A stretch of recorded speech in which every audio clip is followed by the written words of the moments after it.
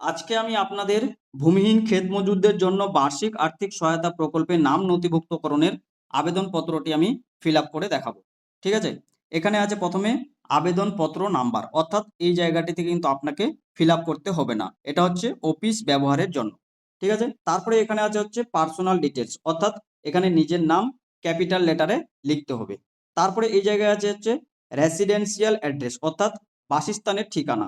এখানে প্রথমে ভিলেজ লিখতে হবে, এখানে গ্রাম পঞ্চায়েতের নাম, এখানে পোস্ট অফিসের নাম, এখানে ব্লকের নাম এবং এখানে পুলিশ স্টেশনের নাম, এখানে ডিস্ট্রিক্ট এবং এখানে পিনকোড দিতে হবে। ঠিক আছে, তারপরে একটু স্ক্রল করলে আপনি এখানে দেখতে পাচ্ছেন ফাদার্স অথবা হাজব্যান্ড নেম, পিতা বা স্বামীর নাম এখানে লিখতে হবে। এখানে তার ডেট অফ বার্থ দিতে হবে এবং এখানে 1/4/2026 এই বয়স অনুযায়ী তার বয়স কত হচ্ছে সেটা এখানে লিখতে হবে এই ঘরের এখানে। ঠিক আছে, তারপরে একটু স্ক্রল করলে আপনারা দেখতে পাচ্ছেন এখানে জেন্ডার লেখা আছে। জেন্ডারে মেল, ফিমেল, আদার্স এগুলোতে যেটা হবে সেটাতে আপনি টিক চিহ্ন দিবেন।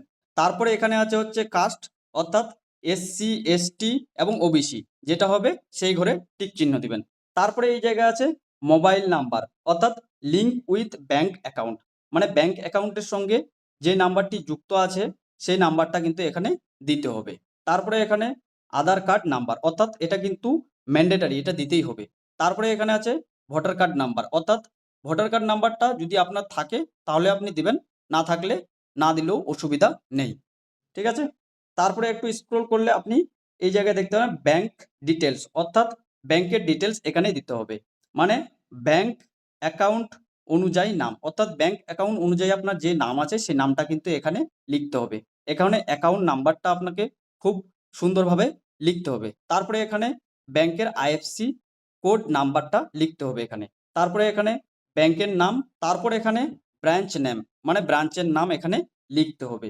তারপরে একটু স্ক্রল করলে এখানে দেখতে পাচ্ছেন অ্যাকাউন্ট টাইপ, মানে অ্যাকাউন্টটি কি ধরনের, অর্থাৎ সেভিং অ্যাকাউন্ট হলে সেভিং এর ঘরে টিক চিহ্ন দিবেন এবং কারেন্ট অ্যাকাউন্ট হলে কারেন্টের ঘরে টিক চিহ্ন দিবেন।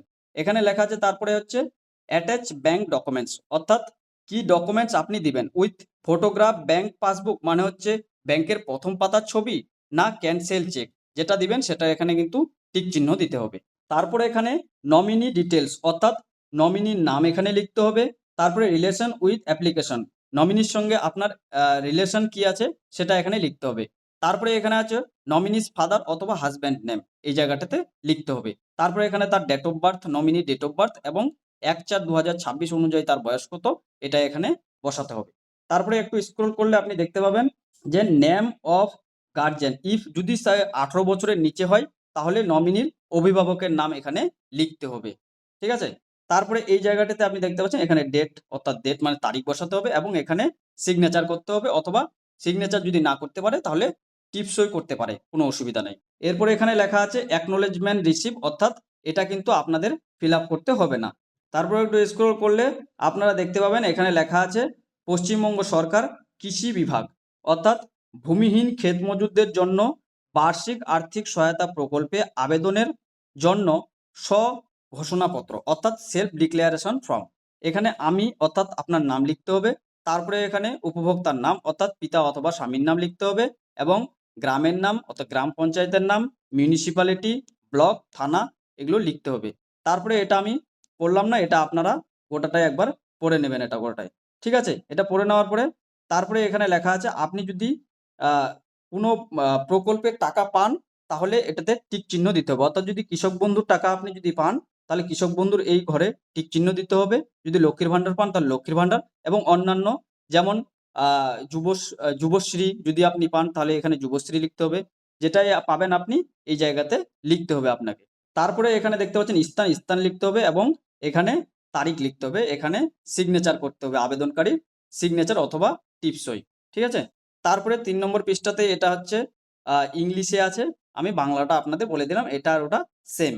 তারপরে এটা হচ্ছে লাস্ট পৃষ্ঠা, অর্থাৎ পশ্চিমবঙ্গ সরকার কৃষি বিভাগ আধার তথ্য, আধারের সঙ্গে যুক্ত মোবাইলদের তথ্য এবং আধার তথ্য সরকার দ্বারা ব্যবহার করার অনুমতি, অর্থাৎ এখানে আপনার নাম লিখতে হবে, এখানে আবার পিতা অথবা স্বামীর নাম লিখতে হবে এবং এখানে গ্রাম, গ্রাম পঞ্চায়েত, ব্লক এবং জেলার নাম এখানে লিখতে হবে। ঠিক আছে? তারপরে এটা আপনারা একবার পড়ে নেবেন। পড়ে নেওয়ার পরে এখানে হচ্ছে আধার কার্ড নাম্বার দিতে হবে এবং আধারের সঙ্গে মোবাইল নাম্বারটি এটি দিতে হবে এবং এখানে ভোটার কার্ড নাম্বারটি দিতে হবে এবং প্রতিটার একটা করে জেরক্স দিতে হবে। অর্থাৎ নিজস্ব স্বাক্ষর, ভোটার কার্ড এবং আধার কার্ডের কপির নিচে কিন্তু আপনাকে সিগনেচার করতে হবে। তারপরে একটু স্ক্রল করলে আপনি এখানে দেখতে পাবেন যে স্থান এখানে লিখতে হবে আপনাকে এবং তারিখ এবং এখানে একটা সিগনেচার করতে হবে। এই ছিল আজকের ভিডিও। ভিডিওটি যদি আপনাদের কাজে লাগে তাহলে ভিডিওটিকে অবশ্যই একটি লাইক করবেন। চ্যানেলে যদি নতুন হন চ্যানেলটিকে সাবস্ক্রাইব করবেন। ভালো থাকবেন, সুস্থ থাকবেন।